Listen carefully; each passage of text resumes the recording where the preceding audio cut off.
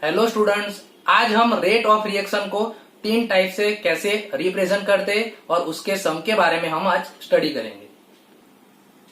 Reaction of rate of reaction को हम कैसे रिप्रेजेंट करते हैं, तो सबसे पहले हम एक यहाँ एग्जांपल ले ले, जैसे कि SO2 plus O2 gives SO3।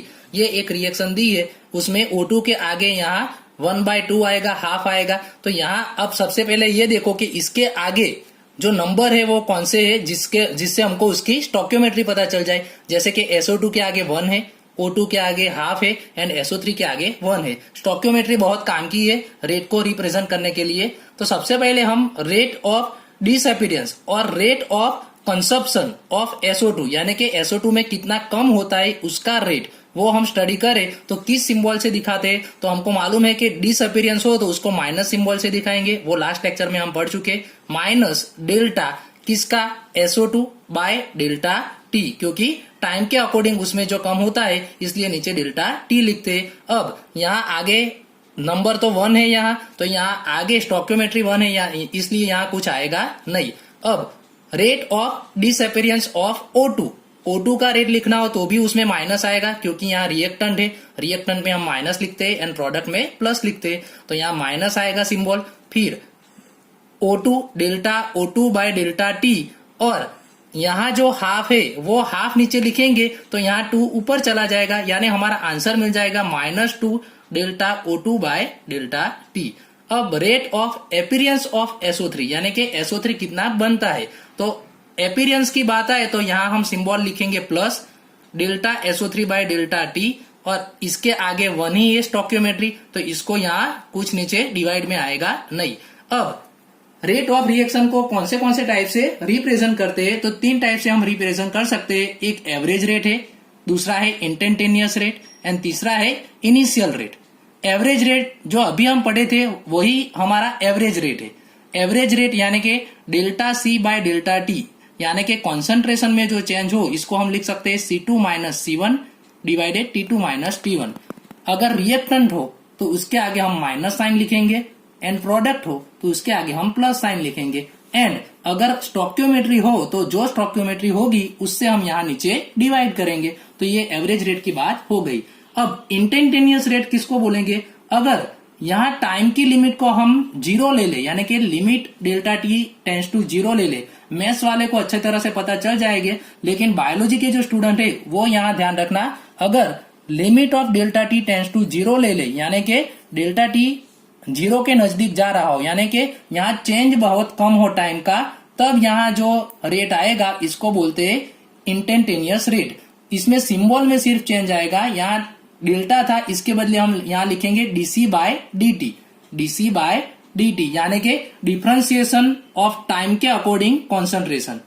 और थर्ड वाला है इनिशियल रेट। इनिशियल रेट किसको बोलेंगे, स्टार्टिंग का रेट। जब रिएक्शन स्टार्ट होती है तब उसमें भी थोड़ा चेंज आता है, जब स्टार्टिंग पर रिएक्शन होती है तो इसका सिंबल तो यही है DC बाय dt, लेकिन T इज इक्वल टू 0 पर, यानी T जब 0 होगा तब जो हमारा इंस्टेंटेनियस रेट होगा इसी को ही बोलेंगे हम इनिशियल रेट, यानी कि initial rate is equal to DC by dt, T is equal to 0, इसको बोलते हैं हम initial rate.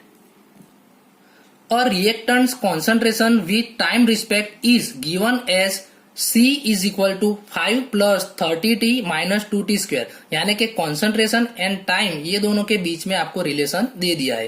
Then find out initial rate, यानी कि क्या फाइंड करना है, इनिशियल रेट फाइंड करना है। तो इनिशियल रेट फाइंड करने के लिए हमको सबसे पहले ये पता होना चाहिए कि initial rate DC by dt कब, जब T टेंड्स टू 0 हो तब, यानी कि सबसे पहले हमको यहाँ DC बाय dt फाइंड करना पड़ेगा। अब डिफरेंशिएशन के लिए मैथ्स वालों को तो फॉर्मूला अच्छी तरह से आ जाएंगे, लेकिन बायोलॉजी वालों को ये फॉर्मूला 2 आपको पता होना चाहिए, जो आपको आगे भी ये काम आएगी ये चैप्टर में। अगर टाइम के डिफरेंशिएशन में हमारा फर्स्ट फॉर्मूला है T टेंड्स टू n, यहाँ T के ऊपर कोई भी नंबर हो 2 3 4 कोई भी, T टेंड्स टू n, तो इसका फॉर्मूला है ये n आगे आएगा n T tends to n minus 1, यानी कि n ऊपर जो होगा, जैसे कि मैं एक एग्जांपल लू, T टेंड्स टू 3 है तो ये 3 आगे आएगा तो 3T, और ऊपर जो होगा वो नंबर एक कम हो जाएगा, यहाँ 3 है तो उसके बदले 2 हो जाएगा क्योंकि n-1। तो ये फॉर्मूला है n(t)(n-1)। और अगर कांस्टेंट हो यानी कि सिर्फ नंबर हो, जैसे कि 5 d/dt 5, अगर इसका हमको डिफरेंशिएशन लेना हो तो कांस्टेंट का डिफरेंशिएशन ऑलवेज 0 होता है। बस ये दोनों फॉर्मूला आप अच्छी तरह से याद रखना तो आपको अच्छी तरह से ये पता चल जाएगा। अब यहाँ हमको c इज इक्वल टू क्या दिया है, तो c is equal to 5 + 30t - 2t²। अब सबसे पहले हमको क्या फाइंड करना है, dc/dt यानी कि डिफरेंशिएशन अकॉर्डिंग टाइम, टाइम के अकॉर्डिंग dc/dt हमको फाइंड करना है। तो ये पूरा जो हमारा सम है उसका पूरा हम d/dt करेंगे, क्योंकि dc/dt कॉन्सेंट्रेशन के बदले हम ये वैल्यू पुट कर दे, तो ये वैल्यू कॉन्सेंट्रेशन के बदले हमने लिख दी। अब यहाँ सबको अलग अलग पार्ट में हम ले सकते हैं। सबसे पहले 5 का डिफरेंशिएशन लेंगे, फिर 30t का लेंगे, फिर -2t² का लेंगे, तीनों अलग अलग कर सकते हैं। अब सबसे पहले 5, तो 5 तो हमारा ये फॉर्मूला हो गया कि ये कांस्टेंट वाला, तो कांस्टेंट का तो डिफरेंशिएशन 0 होगा तो इसका तो 0 हो गया। अब 30t का करना है, तो 30t में से 30 का तो हमको मालूम है, 30 का तो वो कांस्टेंट है यानी तो वो आगे ले लेंगे, कांस्टेंट आगे आएगा, कांस्टेंट जो होगा वो आगे आएगा। अब ये t का हमको करना है d/dt, किसका डिफरेंशिएशन, t का, तो d/dt t का डिफरेंशिएशन करना है तो t का ये फॉर्मूला हम ले तो आप सोच सकते हो t⁻1 है, t का डिफरेंशिएशन यानी कि t⁻1 है तो 1 आगे आएगा, 1 फिर t और ऊपर एक कम हो जाएगा तो 0 हो जाएगा। अब t टेंस टू 0 तो 1 होगा, t टेंस टू 0 1 यानी कि हमारा आंसर तो 1 ही आएगा, यानी कि dt/dt का आंसर 1 आएगा। वैसे भी हम ऐसे भी सोच सकते हैं कि dt/dt कट हो गया तो हमारा आंसर 1 आ गया, तो 30 और इसका डिफरेंशिएशन हमको मिला 1। अब यहाँ 2 तो कांस्टेंट है, t² का लेना है तो t² का आप सोच सकते हो 2 आगे आएगा, t और ऊपर एक कम हो जाएगा तो 2t आएगा, t² का डिफरेंशिएशन क्या आएगा, 2t आएगा। अब यहाँ 2 से मल्टीप्लाई कर दे तो 2 2 जा 4 यानी कि -40, तो हमारा आंसर मिला 30 - 40। अब ये हमारा मिला dc/dt, लेकिन हमको तो क्या फाइंड करना है, dc/dt t टेंस टू 0 यानी कि यहाँ t की वैल्यू हमको पुट कर देनी है, t इज इक्वल टू 0 लेना है, तो 30 - 4 और t की वैल्यू हम 0 पुट कर दे तो 4 0 मल्टीप्लाई करेंगे तो वो तो 0 हो जाएगा, तो हमारा आंसर मिल जाएगा 30। अब एक बात अच्छी तरह से याद रखना कि सभी हमारा जो रेट ऑफ रिएक्शन है वो रेट ऑफ रिएक्शन का यूनिट, रेट ऑफ रिएक्शन का यूनिट मोलर पर टाइम आएगा, यानी कि मोलर कॉन्सेंट्रेशन, यानी कि हम मोल पर लीटर यहाँ आगे लिख सकते हैं, आगे हम लिख सकते हैं मोल पर litre. And time generally second में होता है, लेकिन ऐसा जरूरी नहीं, सेकंड मिनट कोई भी टाइम हो सकता है।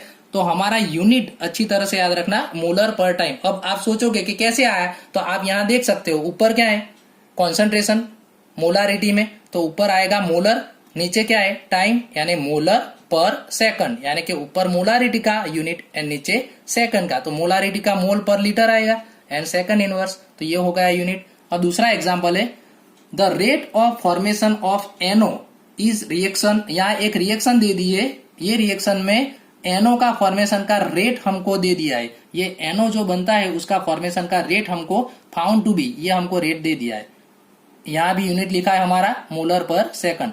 Find out rate of reaction, यानी कि सबसे पहले हमको रेट ऑफ रिएक्शन फाइंड करना है, and rate of consumption of NOBR, यानी कि NOBR जितना कम होता है उसका रेट भी हमको फाइंड करना है। तो सबसे पहले हमको यहाँ क्या करना है कि हमको जो वैल्यू दी है वो क्या दे दी है, तो यहाँ हमको ये क्या दिया है, तो रेट ऑफ रिएक्शन नहीं दिया है, लेकिन यहाँ हमको NO फॉर्म बनता है, NO का फॉर्मेशन होता है, उसका हमको रेट दे दिया है। तो NO का फॉर्मेशन में सबसे पहले वो प्रोडक्ट है, तो हम साइन कौन सी लिखेंगे, प्लस लिखेंगे, dNO/dt लिखेंगे, और स्टोक्योमेट्री होगी तो यहाँ डिवाइड करेंगे, वो बाद में रेट ऑफ रिएक्शन में। अभी तो हमको यहाँ सिर्फ दे दिया है फॉर्मेशन ऑफ NO, यानी कि NO का फॉर्मेशन का रेट हमको दे दिया है, यहाँ स्टोक्योमेट्री लिखने की जरूरत नहीं है, वो अच्छी तरह से याद रखना। हमको दे दिया है dNO/dt, वो हमको आंसर दे दिया है 1.6 × 10⁻⁻⁴। अब हम रेट ऑफ रिएक्शन किस 3 तरह से रिप्रेजेंट कर सकते हैं वो लिख सकते हैं। तो सबसे पहले रेट ऑफ रिएक्शन रिएक्टेंट के हिसाब से सोचे तो NOBR रिएक्टेंट है, तो dNOBR/dt, एंड आगे यहाँ स्टोक्योमेट्री 2 है, तो तो 1/2 आएगा, माइनस साइन तो आपको पता चल गया है, तो -1/2 dNOBR/dt। आप ऐसा बोल सकते हो कि सर यहाँ स्मॉल डी या कैपिटल डी हम क्या लिखे, तो कोई भी लिखो, कोई दिक्कत नहीं, दोनों चलेंगे। अब यहाँ दूसरा बात है एनओ का, वो प्रोडक्ट है, तो 1/2 तो आएगा स्टोइकियोमेट्री का, एंड प्लस 1/2 आएगा। वैसे Br2 के आगे तो कुछ नहीं है, तो यहाँ आगे आएगा नहीं, तो ऐसे हम इसको रिप्रेजेंट कर सकते हैं। अब rate of reaction and NO का फॉर्मेशन, ये दोनों को हम अगर कंपेयर करें, ये दोनों को कंपेयर करें, तो इसमें से हमको इसकी वैल्यू दे दी है dNO/dt, इसकी वैल्यू हमको दे दी है 1.6 × 10⁻⁻⁴। तो ROR यानी कि rate of reaction is equal to +1/2 dNO/dt। अब dNO/dt के बदले हम क्या लिख सकते हैं, 1.6 × 10⁻⁴। अब 1/2 तो था, यानी कि 1.6 डिवाइडेड 2, तो हमारा आंसर मिल गया 0.8 × 10⁻⁴ मोलर पर सेकंड। ये हमारा मिला रेट ऑफ रिएक्शन, एक हमारा आंसर आ गया रेट ऑफ रिएक्शन। अभी दूसरा फाइंड करना है कंजप्शन ऑफ NOBR।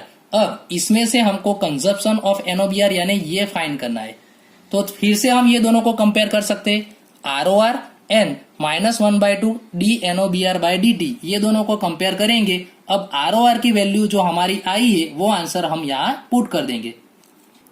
NOBR का रेट ऑफ कंजप्शन हमको फाइंड करना है, तो ROR की हमारी जो वैल्यू आई, ये दो डिवाइड में से मल्टीप्लीकेशन में जाएंगे, तो 2 मल्टीप्लीकेशन में आएगा। माइनस साइन तो हम यहाँ रखेंगे क्योंकि माइनस साइन ही हमको बताता है कंजप्शन, तो 2 × ROR यानी कि 2 × 0.8 10⁻⁴। तो हमारा आंसर मिल गया 1.6 10⁻⁴ मोलर पर सेकंड। अब लास्ट एग्जांपल है, for a reaction H2 gas plus I2 gas gives 2HI। तो यहाँ सबसे पहले स्टोइकियोमेट्री 1 है, स्टोइकियोमेट्री 1 है, एंड यहाँ स्टोइकियोमेट्री 2 है।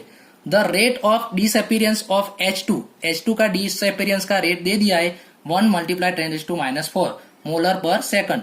तो the rate of appearance of HI का फाइंड करना है। वैसे तो ये एग्जांपल आप देखकर ही कर सकते हो कि H2 का 1 मोल डिसअपीयरेंस होता है, तब HI का कितना मोल बनता है, 2 मोल बनता है। इसका 1 मोल डिसअपीयरेंस होता है, तब इसका 2 मोल बनता है। तो यहाँ 1 × 10⁻⁴ डिसअपीयरेंस होगा, तो यहाँ उसका मल्टीप्लीकेशन 2 से कर दे, तो 2 × 1 10⁻⁴।